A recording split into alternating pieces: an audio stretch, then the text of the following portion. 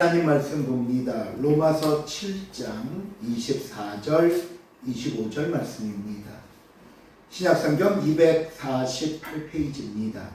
로마서 7장 24절 25절 말씀 제가 봉독해 드립니다.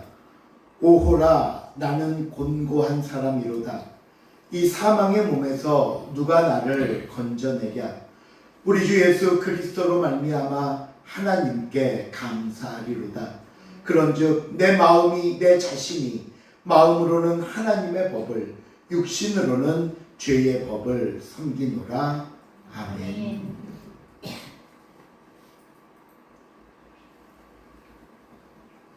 우리가 로마서 7장으로 들어와서 지난 2시간 동안 두 가지 내용을 살펴봤습니다.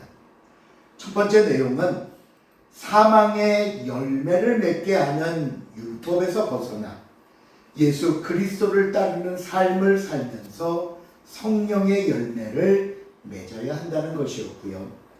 두 번째 내용은 지난 시간입니다. 그러면 율법은 죄냐라는 질문에 율법 자체가 죄는 아니고 오히려 선과 악을 구별해주는 거룩하고 선한 것이라 말씀했습니다. 그러면서 내리는 결론이 이어지는 가운데 오늘 본문 14절에 나옵니다. 우리 14절 말씀 같이 한번 읽어볼까요? 시작.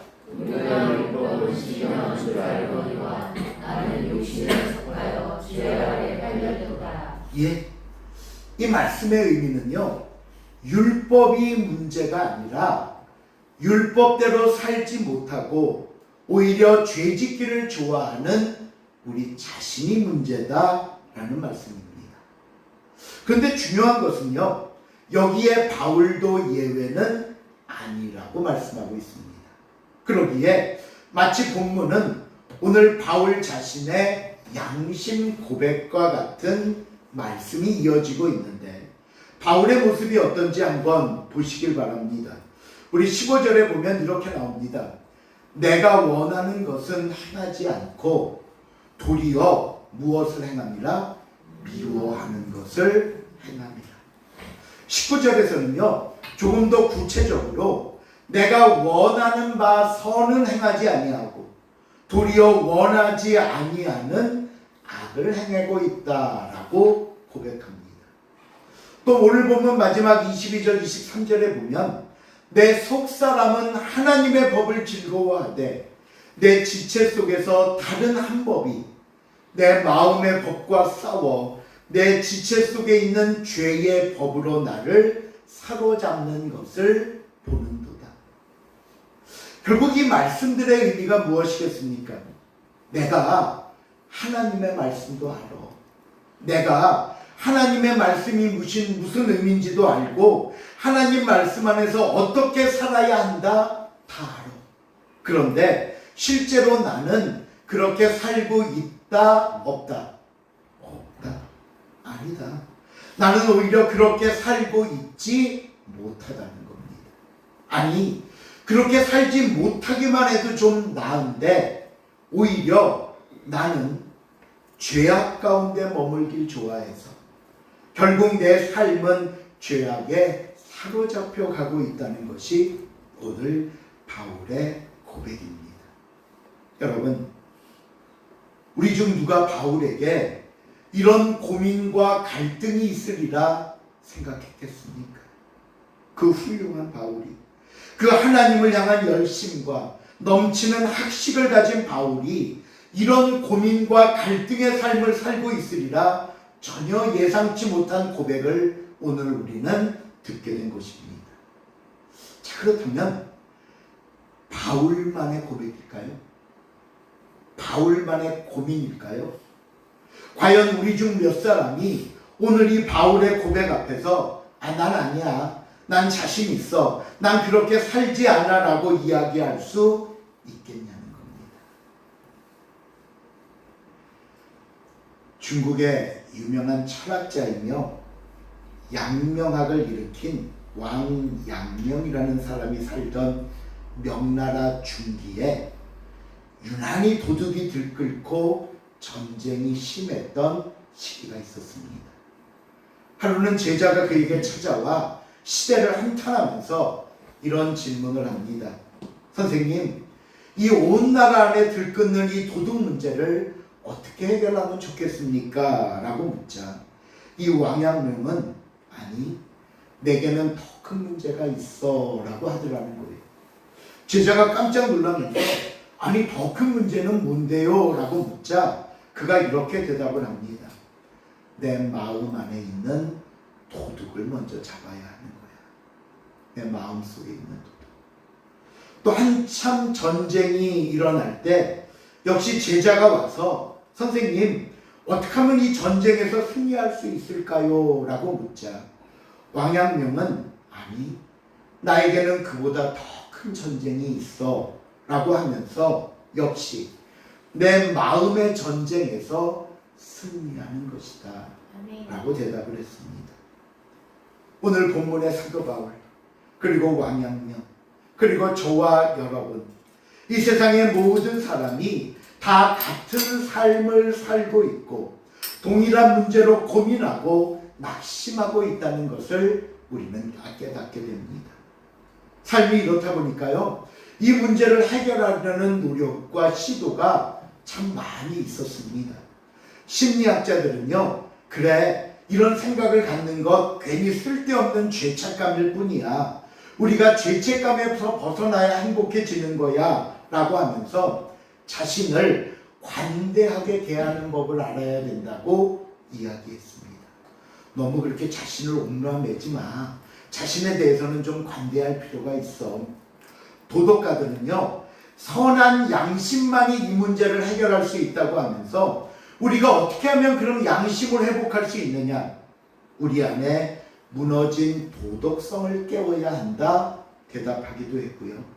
수많은 교육자들은 아니야, 교육을 통해 습득한 지식만이 선을 행할 수 있도록 가르치고 움직이는 것이다 이야기하기도 했습니다.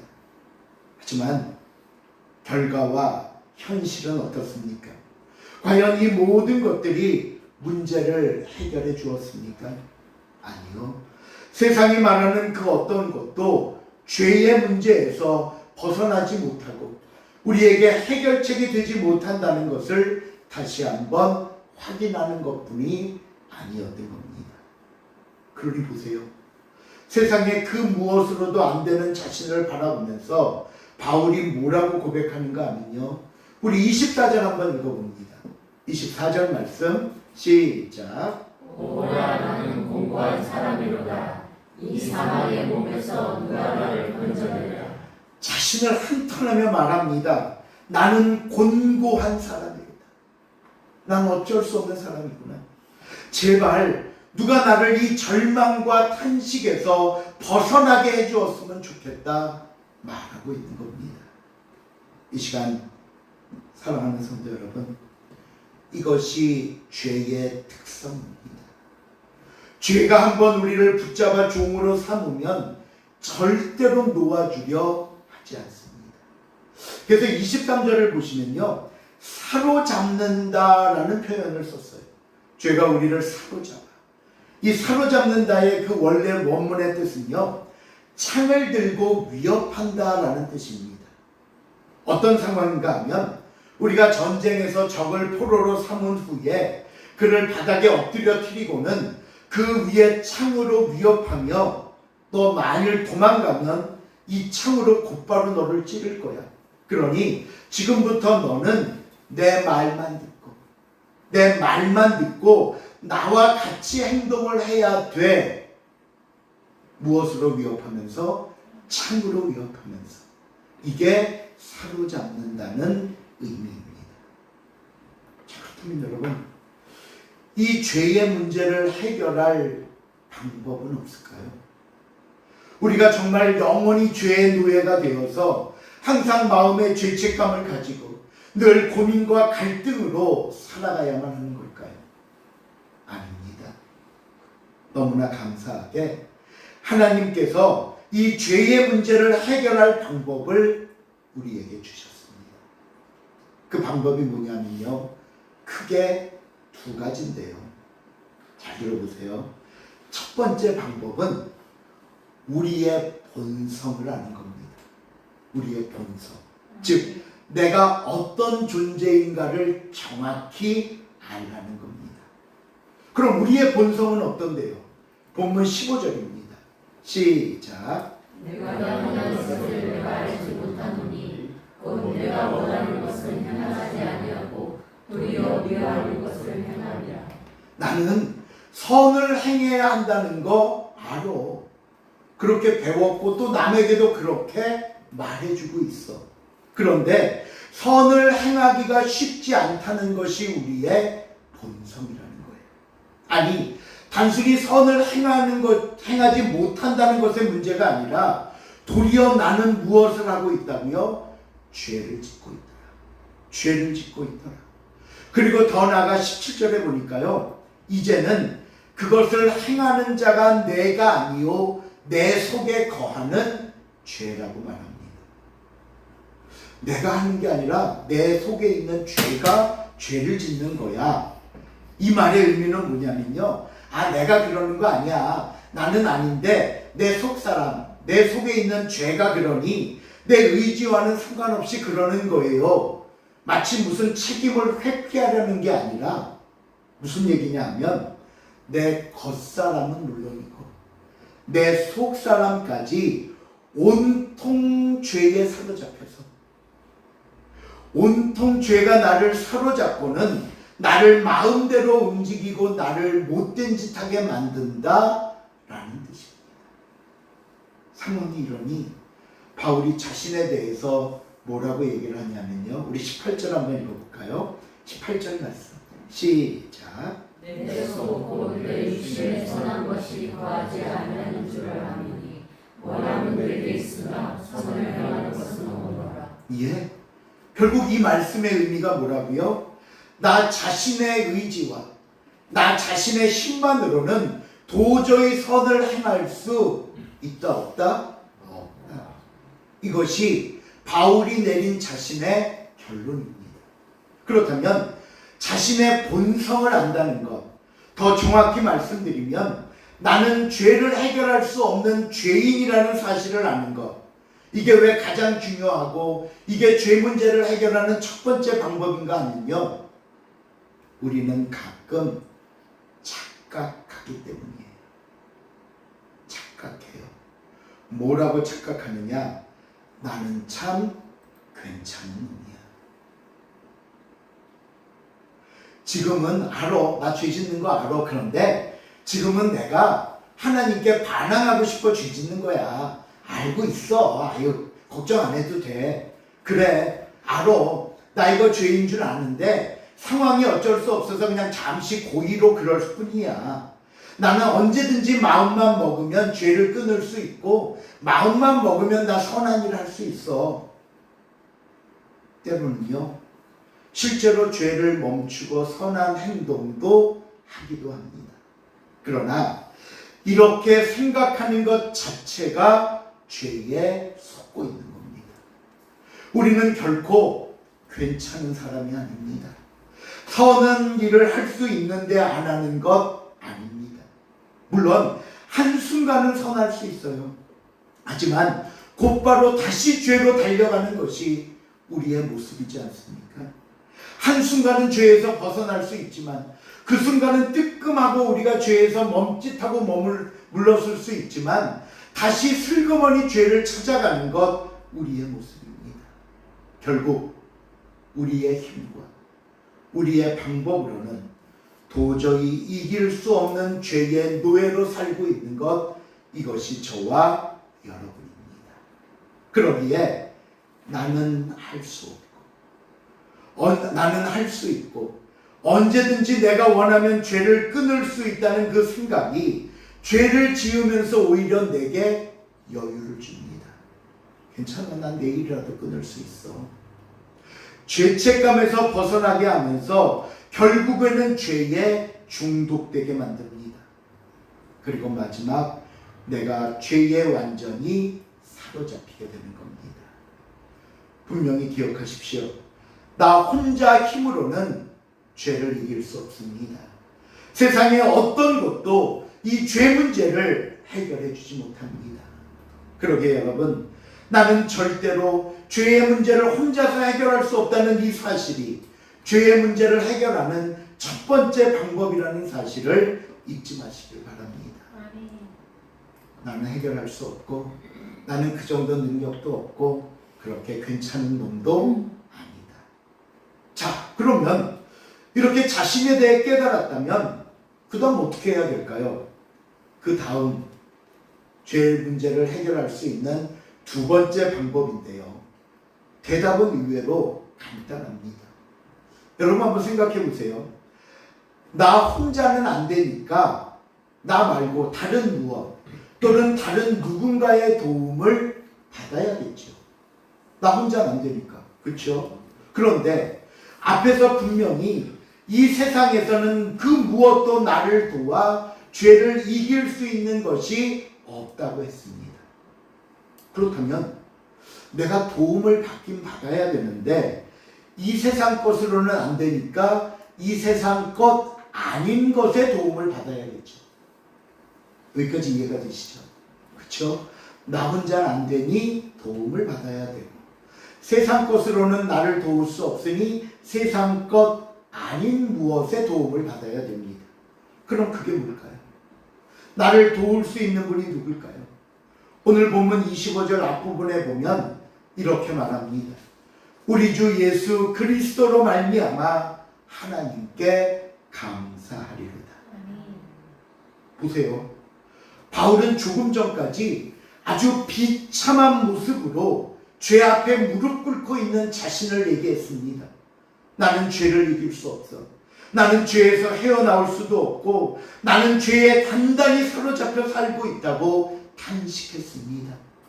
오죽하면 뭐라고요? 오호라 나는 곤고한 자이다. 그런데 갑자기 분위기를 싹 바꿔서 25절에 들어가니까 뭐라고요? 우리 주 예수 그리스도로 말미암아 하나님께 감사하리로다. 왜 이렇게 바뀐 걸까요? 갑자기 확 돌변한 이유가 뭘까요? 그것은요, 이것이 우리의 죄 문제를 해결해 줄 수 있는 정답이기 때문입니다. 다시 말씀드립니다. 우리 주 예수 그리스도께서 우리의 죄를 비롯해 나의 삶의 모든 문제를 해결해 주실 수 있는 정답이 되십니다. 그래서 예수님도 자신이 내가 이 문제를 해결할 수 있다고 자신 있게 말씀하셨습니다. 수고하고 무거운 짐진 자들아 다 내게로 오라. 내가 너희를 쉬게 하리라. 요한복음 16장 33절에서는요. 이것을 너희에게 이르는 것은 너희로 내 안에서 예수 안에서 평안을 누리게 하려 함이라. 그래, 세상에서는 너희가 환난을 당하지만 어려움도 아픔도 슬픔도 고난도 있지만 그러나 담대하라. 왜요? 내가 세상을 이기었노라. 여러분, 죄 문제를 해결할 정답이 누구라고요? 예수 그리스도이십니다. 여러분은 예수님이 내 인생의 정답이심을 믿으십니까? 구원함에 있어서도 오직 그리스도를 통한 구원을 이루듯이 죄 문제를 비롯해 오늘 저와 여러분의 삶 속에 있는 이 모든 문제를 해결하는 방법 또한 오직 예수 그리스도뿐이라는 사실을 여러분 잊지 마시길 바랍니다. 그렇다면 그럼 예수님은 어떻게 이 문제를 해결하실 텐데요? 예수님은 어떻게 해결하실 수 있습니까? 이 방법이 다음 시간에 살펴볼 8장에 나옵니다. 오늘은 안 보겠습니다. 시간 때문에. 그래서 학자들은요, 이 로마서 8장을 가리켜서 로마서 전체의 주제가 되는 장이라고 말했고요. 바울 신학의 압축판이라고 얘기했습니다. 시간 되실 때 집에 가셔서 로마서 8장 한번 이렇게 예습하듯 읽어보시기를 바랍니다. 말씀을 냈습니다. 성경은 저와 여러분이 세상에서 승리하고 죄를 이기며 살 수 있는 힘과 방법은 오직 예수 그리스도라고 말씀했습니다.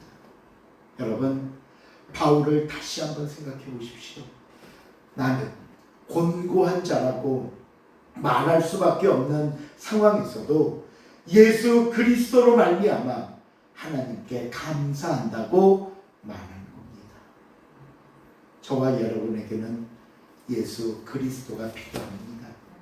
우리의 삶은 예수님과 함께해야 합니다. 이것이 저와 여러분의 소망이 되고 기도가 되어서 항상 주님과 동행함으로 그리고 주의 말씀에 순종함으로 승리하는 복되고 귀한 삶이 될 수 있기를 주님의 이름으로 부탁을 드립니다. 기도하시겠습니다. 사랑의 하나님, 감사합니다. 오호라 나는 곤고한 자로다. 이것이 바울만의 고백이 아니라 나의 고백입니다. 우리의 고백입니다. 우리가 이렇게 부족하고 연약함에도 불구하고 변함없는 사랑으로 우리를 사랑해 주시고 우리에게 힘과 용기와 응원을 주시며 오늘도 우리를 붙잡아 주시는 은혜 감사를 드립니다. 내가 다시 한번 나를 향한 하나님의 사랑을 알게 하시고 예수 그리스도로 말미암아 넉넉히 충분히 이기며 감당하는 우리의 삶이 되게 하여 주시옵소서. 감사드리오며 예수님의 이름으로 기도하옵나이다. 아멘.